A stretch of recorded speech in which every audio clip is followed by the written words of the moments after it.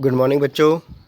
My self doctor Prashant Kumar Desai, और आज हम एक प्रैक्टिकल्स के बारे में और डिस्कस करेंगे जो कि हमारा बी फार्म 4 सेमेस्टर से रिलेटेड है, जो कि केमिकल टेस्ट के अंतर्गत आता है। तो जब हम केमिकल टेस्ट के बारे में बात कर रहे हैं तो आज का जो ऑब्जेक्ट रहेगा to perform the chemical test of the given crude drugs, और यहाँ पर आज हम 3 ड्रग के केमिकल टेस्ट को डिस्कस करेंगे। पहला है हमारा जिलेटिन, सेकंड वन है कैस्टर ऑयल, और तीसरा जो आ रहा है हमारे स्टार्च। ये हमारी 3 ड्रग हैं जिसके अंतर्गत आज हम उनके केमिकल टेस्ट के बारे में बात करते हैं। सबसे पहले जो डिस्कस किया जाएगा वो है हमारा जिलेटिन ड्रग। तो जो हम जिलेटिन के बारे में बात कर रहे हैं, तो जिलेटिन जो ड्रग है that is known by the some other name, जिसको हम जेल फॉर्म या फिर प्योर जेल या फिर जिलेटिनम के नाम से भी जाना जाता है। इसके जो बायोलॉजिकल सोर्स के बारे में बात करते हैं तो जिलेटिन जो ड्रग है, स्पेसिफिकली ये ड्रग तो क्या है, it is A component which is obtain from the various type of the animal tissues, और ये जो कंपोनेंट है ये हमारा प्रोटीन है। तो अगर हम इसके बायोलॉजिकल सोर्स के बारे में बात करते हैं तो gelatin is a protein which is mainly obtain from the specific animal tissues, जो कि हमें एनिमल टिश्यूज़ के द्वारा ऑब्टेन होता है। वो स्किन भी हो सकती है, वो टेंडन्स भी हो सकते हैं, वो लिगामेंट भी हो सकते हैं। और ये किससे ऑब्टेन होते हैं? They are obtain from the animals. जैसे कि उसमें ऑक्स हो गया जिसका जो जोलॉजिकल नेम है वो है बॉस टॉरस, शीप हो गया जिसका जोलॉजिकल नेम है ओविस एरिस। ये और जब हम इसके प्रॉपर्टी के बारे में बात करते हैं तो ये हमारी रिवर्सिबल जेल के अंतर्गत आती है। केमिकल कांस्टेंट के बारे में जब बात करेंगे तो जैसे कि पहले मेंशन कर ही दी गया है बायोलॉजिकल सोर्स के अंदर कि जिलेटिन जो होता है मेनली प्रोटीन कंटेन करता है, और जैसा कि हम जानते हैं प्रोटीन जो होता है वो एक सिंगल कंपोनेंट नहीं होता, it is mainly made up of number of the amino acid, जो कि पेप्टाइड बॉन्ड के द्वारा आपस में जुड़े रहते हैं। तो अगर इस प्रोटीन का, जिसको हम ग्लूटीन कहते हैं, जिलेटिन के अंदर जो प्रोटीन प्रेजेंट रहता है उसका नाम है ग्लूटिन, और ये प्रोटीन है तो अमाइनो एसिड से मिलके बना रहेगा। अगर इसका हाइड्रोलाइसिस कर दिया जाए तो it is divided into number of the amino acid. बहुत सारे अमाइनो एसिड हमें ग्लूटीन के हाइड्रोलाइसिस करने पे ऑब्टेन होते हैं, क्योंकि gluten is a protein. Amino acid के जो नाम है वो क्या क्या है? ग्लाइसिन है, एलानिन है, वैलिन है, ल्यूसिन है, आइसोल्यूसिन है, सिस्टीन है, सिस्टिडीन है, मिथियोनिन है, टायरोसिन है, एस्पार्टिक एसिड है, और ग्लूटामिक एसिड है, आर्जिनिन है, लाइसिन है, हिस्टिडीन है। बट एक अमाइनो एसिड है जो कि जब हम ग्लूटीन का हाइड्रोलाइसिस करते हैं वो नहीं मिलता, उसका नाम है ट्रिप्टोफैन। तो ये दिमाग में रखिएगा कि most of the amino acid are present into the gluten, which is a protein, which is the main component of the gelatin, but one of the amino acid is not present, that is the tryptophan. It is also contain the gluteinizing compound, जिसको हम कॉन्ड्रीन के नाम से भी जानते हैं। तो ये इसके केमिकल कंपोजिशन हो गई। हम जिलेटिन के बारे में जब बात कर रहे हैं तो ये प्रोटीन है, और प्रोटीन होगा तो बहुत सारे अमाइनो एसिड इसके अंदर प्रेजेंट रहते हैं एक्सेप्ट ट्रिप्टोफैन, और कॉन्ड्रीन भी इसके अंदर प्रेजेंट रहेगा। जिलेटिन को आइडेंटिफाई करने के लिए कुछ केमिकल टेस्ट हैं जो कि इसकी आइडेंटिफिकेशन के लिए रिस्पॉन्सिबल हैं। तो नंबर 1 केमिकल टेस्ट जो आ रहा है, the test sample was taken in the test tube and then added soda lime and heated. Soda lime डालने के बाद जब उसे गर्म करते हैं तो evaporation of vapour of ammonia is produce which confirms the presence of the nitrogen. तो नाइट्रोजन की प्रेजेंस इनके अंदर पाई जाती है। अगर नाइट्रोजन की प्रेजेंस को आइडेंटिफाई करने के को कैसे आइडेंटिफाई किया जा सकता है? अगर उसमें अमोनिया की वेपर निकल रही है तो ये इंडिकेट करेगा कि इसमें नाइट्रोजन प्रेजेंट है, और वो जिलेटिन ही कंफर्मेशन देगा। Sample was taken in a test tube then added tannic acid solution. ये इसका एक स्पेसिफिक केमिकल टेस्ट है जिसको हम टैनिक एसिड टेस्ट के नाम से भी जानते हैं, और वाइट बफ कलर की अगर ऑब्जर्वेशन आती है तो कंफर्म करेगा जिलेटिन प्रेजेंट है। Sample was taken in a test tube then added tri nitrophenol solution, जिसको हम पिक्रिक एसिड के नाम से भी जानते हैं, और पिक्रिक एसिड अपने आप में येलो कलर का होता है। तो येलो कलर का प्रेसिपिटेट अगर ऑब्टेन हो रहा है, प्रेसिपिटेट का मतलब क्या है? टेस्ट ट्यूब की बॉटम पे हमें येलो कलर के प्रेसिपिटेट की फॉर्मेशन होती हुई दिखाई देगी, तो वो जिलेटिन को कंफर्म करेगा। Sample was taken in a test tube, then added Millen's reagent, white PPT was found and then boiled the test tube. तो मिलर्स रिएजेंट डालने के बाद उसमें वाइट प्रेसिपिटेट ऑब्टेन होगा, मगर जब उसको हम फिर से गर्म करते हैं तो गर्म करने के बाद वो ब्रिक रेड कलर की फॉर्मेशन करता है। तो ये भी हमारा जिलेटिन को कंफर्म करने का एक केमिकल टेस्ट है। तो ये कुछ हमारे बच्चों केमिकल टेस्ट है, जिसमें स्पेसिफिक केमिकल टेस्ट हमारा टैनिक एसिड आ रहा था। टैनिक एसिड की वजह से ही वो जिलेटिन की प्रेजेंस को इंडिकेट कर रहा था। और दूसरे इसमें पिक्रिक एसिड टेस्ट भी हमारा पॉजिटिव पाया जा रहा है, मिलन्स टेस्ट भी इसके अंदर पॉजिटिव पाया जाएगा। तो सारे के सारे केमिकल टेस्ट अगर पॉजिटिव आते हैं तो गिवन सैंपल ऑफ जो ड्रग है वो हमारा जिलेटिन से रिलेटेड रहेगा। जब हम जिलेटिन के, तो यहाँ पे हमारे केमिकल टेस्ट जो जिलेटिन के कंप्लीट होते हैं। अब बात करते हैं मेडिसिन यूजेस के। जब मेडिसिन यूजेस के बारे में बात करते हैं तो मेनली जैसे कि हम जानते हैं जिलेटिन का नाम जहाँ पर भी आता है तो वहाँ पे अगर हम फार्मास्यूटिक्स पढ़ेंगे तो उसमें एक फॉर्मुलेशन होती है, कैप्सूल फॉर्मुलेशन। जो शेल जो होती है वो हमारी जिलेटिन कैप्सूल की ही बनी होती है। तो पहला यूज़ इसका यही आ रहा है, it is mainly use in manufacture of hard and flexible capsule shells. दूसरा जो यूज़ है, it is use for the preparing paste and suppositories बनाने में भी इसका काम में लिया जाएगा। Gelatin is use in the form of absorbable gelatin sponge की फॉर्म में इसको यूज़ किया जा सकता है। Use for the treatment of brittle finger nails and non mycotic defects of the nails. ये नेल्स से रिलेटेड कुछ प्रॉब्लम है उसमें भी इसको यूज़ किया जा सकता है। And it is used as a vehicle for the injection like heparin in the form of the Pitkin's Minton, which contain gelatin, dextrose and the acetic acid, used as a bacteriological culture media। तो अगर हम इसके use की बारे में बात करते हैं तो फार्मास्यूटिकल एप्लीकेशन इसकी बहुत ज़्यादा आ रही है। कई प्रकार की फॉर्मुलेशन में एज ए व्हीकल की तरह यूज़ हो रहा है, एज ए बेस की तरह यूज़ उसको लिया जा रहा है। तो बच्चों यहाँ पे हमारे जिलेटिन के बारे में जो इन्फॉर्मेशन थी वो कंप्लीट होती है। नेक्स्ट ड्रग लेते हैं जिसको हम बोलते हैं कैस्टर ऑयल। जब हम कैस्टर ऑयल के बारे में बात करते हैं तो इसके कई सिनोनिम्स है। इसको हम रिसिनोलिक एसिड के नाम से भी जानते हैं और इसका एक बहुत ही कॉमन नेम है जिसको हम अरंडी का तेल, आपने इसका शायद नाम सुना होगा, अरंडी का तेल के नाम से भी इसको जाना जाता है। तो जब बायोलॉजिकल सोर्स के बारे में बात करते हैं तो कैस्टर ऑयल जो है it is a fixed oil जो कि कोल्ड एक्सप्रेशन मेथड से ऑब्टेन किया जाता है। जो पार्ट हम यूज़ करते हैं, नाम अपने आप ही पार्ट का नाम आ रहा है कैस्टर ऑयल। तो कैस्टर ऑयल के अंदर कैस्टर ऑयल जो प्रेजेंट रहता है वो सीड के अंदर प्रेजेंट रहता है।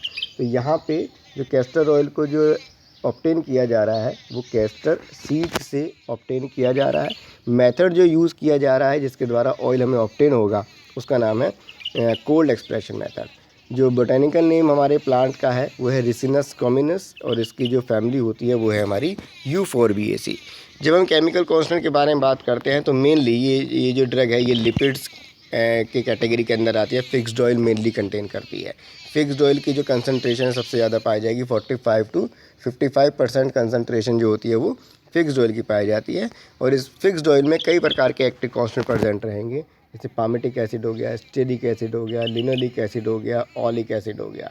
जब हम इस ड्रग के बारे में बात करते हैं मेनली जो कंटेन करता है triglycerides of the ricinoleic acid, triglycerides of ricinoleic acid. और ये जो रिसिनोलिक एसिड जो प्रेजेंट रहता है इसके होने की वजह से ही इस ऑयल की विस्कोसिटी पाई जाती है। और ये इसके कुछ इम्पॉर्टेंट कंपोनेंट हैं, ricinoleic acid, try ricinoleic acid, lipids and the fatty component. ये इसके मेजर एक्टिव कांस्टेंट इसके अंदर पाए जाते हैं। अब केमिकल टेस्ट के बारे में बात करते हैं। अगर केमिकल टेस्ट के बारे में बात करते हैं तो यहाँ पे आपको केवल 2 ही केमिकल टेस्ट दिखाई देंगे। जैसे कि बताया गया है लिपिड्स है, फिक्स्ड ऑयल है, तो इसका एक इसमें मेंशन नहीं है, मैं आपको वैसे ही बता देता हूँ। एक फ़िल्टर पेपर टेस्ट भी होता है। उस फ़िल्टर पेपर टेस्ट में कुछ ज़्यादा कुछ है नहीं, केवल एक फ़िल्टर पेपर लेते हैं और उसके ऊपर एक ड्रॉप जो है हम अपनी फिक्स्ड ऑयल की डाल देते हैं। जैसे कैस्टर ऑयल है तो उसकी एक ड्रॉप हम कैस्टर ऑयल की डाल देते हैं तो वो परमानेंट स्टेन प्रोड्यूस करेगा फ़िल्टर पेपर के ऊपर।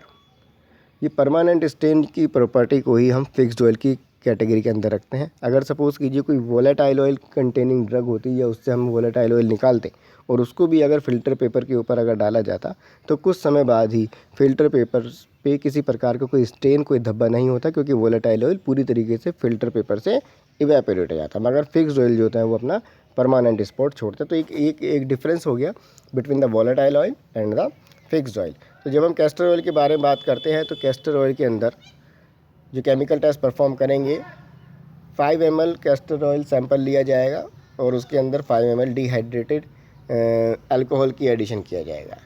सॉल्यूशन रिमेन क्लियर व्हेन शेकन विग्रेसली। अगर उसको बहुत अच्छे तरीके से शेक करते तो भी हमारा सॉल्यूशन क्लियर रहना चाहिए, तो इंडिकेट करेगा ये हमारा कैस्टर ऑयल है। दूसरा जो टेस्ट है, पेट्रोलियम ईथर लिया जाएगा, उसके अंदर अपना सैंपल लेंगे, उसको अच्छे तरीके से शेक करेंगे। Turbidity was observe, castor oil confirm. तो अगर हम पेट्रोलियम ईथर के साथ अगर उसको शेक करते हैं तो टर्बिडिटी प्रोड्यूस हो रही है, और अगर हम डिहाइड्रेटेड अल्कोहल के साथ अगर शेक करते हैं तो हमारा सॉल्यूशन जो है क्लियर रहता है। तो ये जो ऑब्जर्वेशन है इसके बेसिस पे कह सकते हैं कि जो गिवन सैंपल ऑफ जो ड्रग है वो हमारा कैस्टर ऑयल से बिलोंग करता है। जब हम कैस्टर ऑयल की मेडिसिनल प्रॉपर्टी के बारे में बात करते हैं तो उसके बहुत ज़्यादा यूजेस हैं, और सबसे ज़्यादा अगर मेडिसिन यूजेस के बारे में बात करते हैं तो वो है कैथार्टिक। कैथार्टिक इंक्रीज़ करेगा मूवमेंट ऑफ बॉल्स को, इसलिए जो कॉन्स्टिपेशंस की प्रॉब्लम है उसके अंदर इसको यूज़ किया जाता है।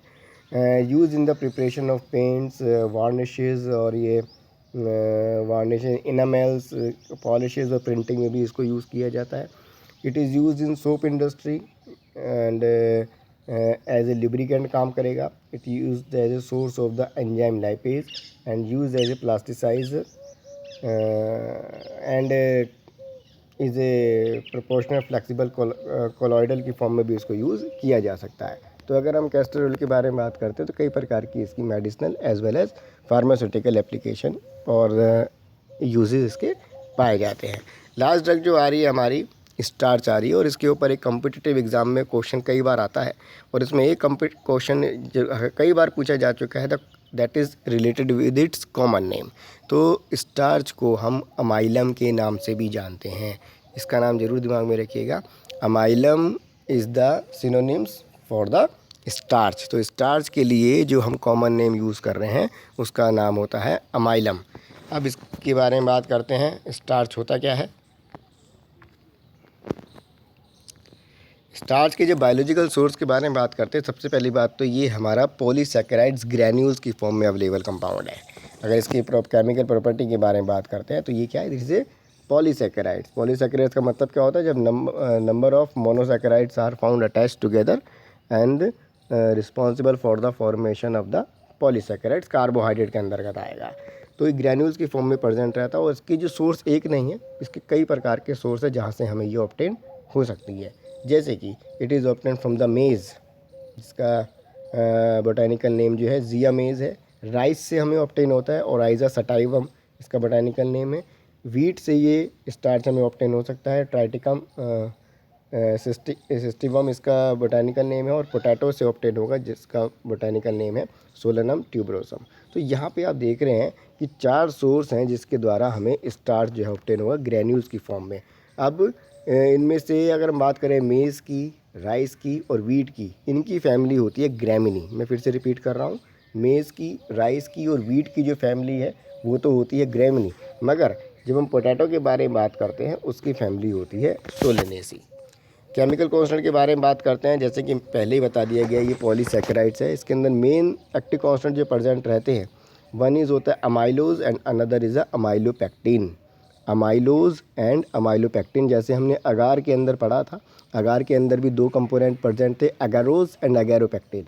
तो अगार के नाम से ही अगारोज अगैरोपेक्टिन आ रहा है। और यहाँ पे जब हम बात कर रहे हैं स्टार्च का कॉमन नेम है अमाइलम, तो अमाइलम के नाम से यहाँ पे कॉमन नेम आएंगे amylose and the amylopectin. Amylose क्या है, ये एक it is A beta amylose present in inner part of the granules. ये जो ग्रैन्यूल्स के इनर पार्ट, जो स्टार्च होगा उसके इनर साइड में ये अमाइलोज जो होता है वो प्रेजेंट रहता है। वाटर में सॉल्युबिलिटी इसकी पाई जाएगी, और it gives bright blue colour with the iodine solution. Iodine solution के साथ ब्राइट ब्लू कलर जो है ये प्रोड्यूस करता है। तो यहाँ पे जो बातें आ रही हैं ये जो अमाइलोज है एक तो ग्रैन्यूल्स की इनर साइड पाया जाएगा, वाटर में इसकी सॉल्युबिलिटी पाई जाएगी, और जब आयोडीन सॉल्यूशन के साथ इसको ट्रीट करते हैं तो ब्राइट ब्लू कलर की फॉर्मेशन करेगा। ये इसके बारे में जानकारी हो गई अमाइलोज के बारे में। अमाइलोपेक्टिन के बारे में बात करते हैं। It is present in the outer side और the outer part of the granule. जैसे कि बताया गया था कि स्टार्च क्या पॉलीसैकेराइड्स ग्रैन्यूल्स की फॉर्म में प्रेजेंट रहेंगे। तो ये जो हमारा जो अमाइलोपेक्टिन है ये ग्रैन्यूल्स के आउटर साइड में प्रेजेंट रहेगा, वाटर में इनसॉल्युबल रहेगा, जबकि जब हम इसको वाटर के साथ ट्रीट करते हैं तो ये स्वेल हो जाता है। स्वेल होने के कारण ही ये जो है जिलेटिनाइजिंग प्रॉपर्टी को प्रोड्यूस करता है। तो स्टार्च की जो जिलेटिनाइजिंग जो प्रॉपर्टी होती है वो हमारे अमाइलोपेक्टिन की वजह से होती है। उसका रीज़न क्या है कि जब उसको पानी के साथ ट्रीट करते हैं तो उसमें तो इनसॉल्युबल होता है, मगर वो एक जिलेटिनाइजिंग प्रॉपर्टी को प्रोड्यूस करता है, और इसी जिलेटिनाइजिंग प्रॉपर्टी ऑफ द स्टार्च जो होती है वो हमारी अमाइलोपेक्टिन की वजह से ही होती है। जब इसको आयोडीन के साथ ट्रीट करते हैं तो ये ब्लू कलर का प्रेसिपिटेट प्रोड्यूस करता है। ऊपर जो प्रोड्यूस कर रहा था वो ब्राइट ब्लू कलर का प्रेसिपिटेट प्रोड्यूस कर रहा था अमाइलोज। अमाइलोपेक्टिन जो है वो ब्लू कलर का प्रेसिपिटेट प्रोड्यूस करेगा जब इसको आयोडीन के साथ रिएक्ट करते हैं अमाइलोज और अमाइलोपेक्टिन को। केमिकल टेस्ट के बारे में बात करते हैं। The chemical test of the starch, जहाँ पर भी नाम स्टार्च आता है हम 8th क्लास से पढ़ते आ रहे हैं कि वो आयोडीन टेस्ट को ही शो करेगा। तो आयोडीन टेस्ट में होगा क्या, सैंपल को बॉइल्ड किया जाएगा विद 15 ml वाटर के साथ। The translucent jelly is produce, then iodine was added, the colour change to blue and again disappear on the heating and on cooling reappear. तो जब हम बात कर रहे हैं तो जब इसको आयोडीन के साथ अगर ट्रीट किया जाता है, पहले सैंपल को गर्म कर लेंगे वाटर के साथ, जेली की फॉर्मेशन हो जाएगी। जब जेली की फॉर्मेशन होती है तो उसको आयोडीन के साथ अगर रिएक्ट किया जाता है तो ब्लू कलर की फॉर्मेशन होगी। जब उसे गर्म करेंगे तो वो जो ब्लू कलर है चला जाएगा, डिसअपियर हो जाएगा, और जब उसे ठंडा करेंगे तो वापस ब्लू कलर प्रोड्यूस हो जाएगा। तो ये एक सिंपल आयोडीन टेस्ट है जो कि स्टार्च के लिए पाया जाता है। अब बात करते हैं इसके यूजेस के बारे में। ये प्रोटेक्टिव है, एब्जॉर्बेंट एक्शन प्रोड्यूस करता है, externally use in the preparation of the dusting powder, suppositories में इसको यूज़ किया जाता है, एंड एंटीडोट है आयोडीन पॉइजनिंग के अंदर। ये एक इसका इंपॉर्टेंट पार्ट है, इसको याद रखिएगा। Starch is act as a antidote in a iodine poisoning, lubricant की तरह काम करेगा फॉर द सर्जिकल ग्लोव्स में, used as a nutritive demulcent, it is a use in act as a diagnostic aid in a identification of the crude drug. तो ये इसके कुछ इसके यूजेस हो चुके हैं। तो बच्चों यहाँ पे हमारी जो 3 ड्रग हैं वो कंप्लीट होती हैं। एक हमारी कैस्टर हो गई, एक जिलेटिन हो गया, और एक हमारा स्टार्च हो गया। ठीक है, इसके जो नोट्स हैं मैं आपके व्हाट्सएप ग्रुप पे सेंड कर दूँगा। आज के लिए इतने रखते हैं। Thank you.